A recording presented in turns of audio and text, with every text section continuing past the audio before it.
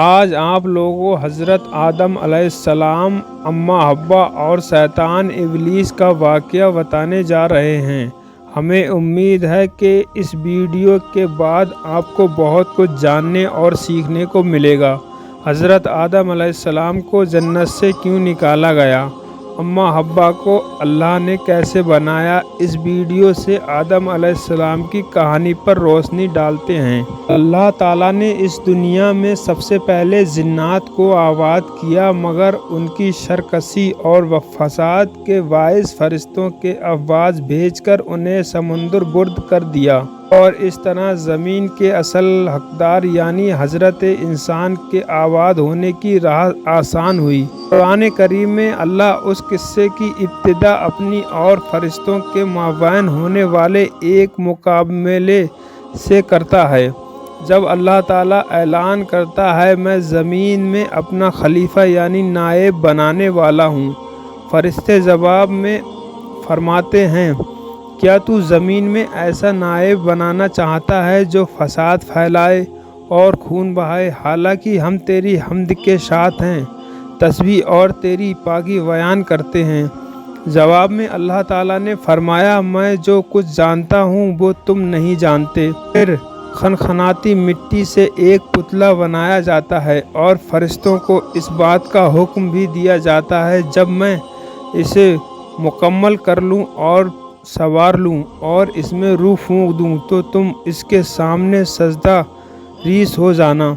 حضرت عبداللہ ابن عباس سے مروی ہے کہ جب اللہ نے حضرت آدم علیہ السلام کو بنانے کا فیصلہ کیا تو فرشتوں کو حکم ہوا کہ زمین سے مٹی لاؤ۔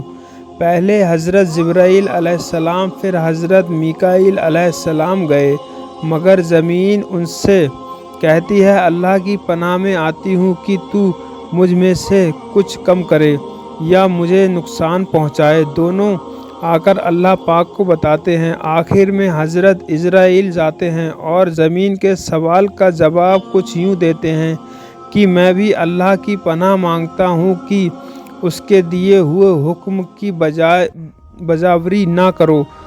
پھر مختلف رنگوں کی مٹی لا کر حاضر کرتے ہیں۔ اس مختلف رنگوں کی مٹی سے انسان کی تخلیق دراصل ذات پات اور رنگ و قوم کی بنائے ہوئے اصولوں کی سخت نفی کرتی ہے، اور اس بات کی کھلی گواہی دیتی ہے کہ اللہ کے نزدیک تم میں سے بہترین تقوی والے ہیں، نہ کہ اعظمی یا عربی روایت میں آیا ہے کہ وہ پتلا کافی عرصے تک بے جان پڑا رہا۔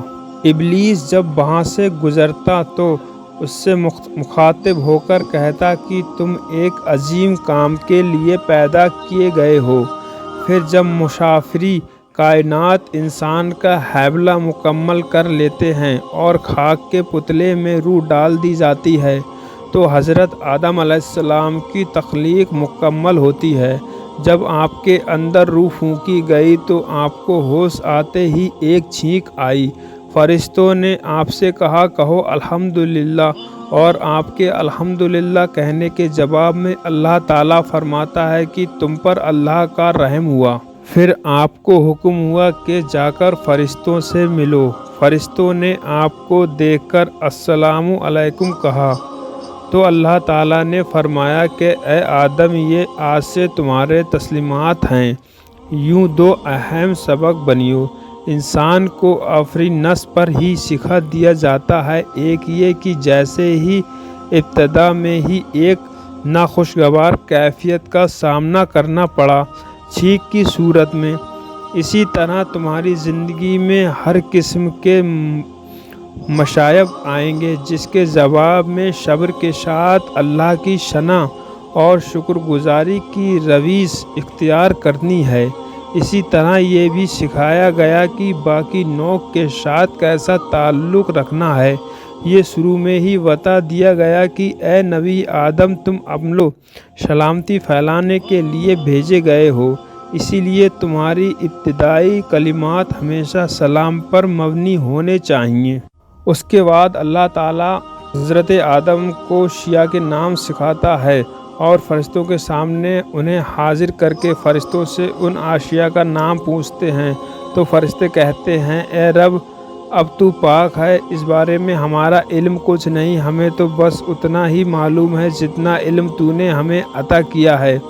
फिर हज़रत आदम से पूछा जाता है, नाम बता देते हैं। अब बारी ताला फरिश्तों को मुखातिब करके कहता है कि क्या मैंने नहीं कहा था कि मैं वो जानता हूँ जो तुम नहीं जानते।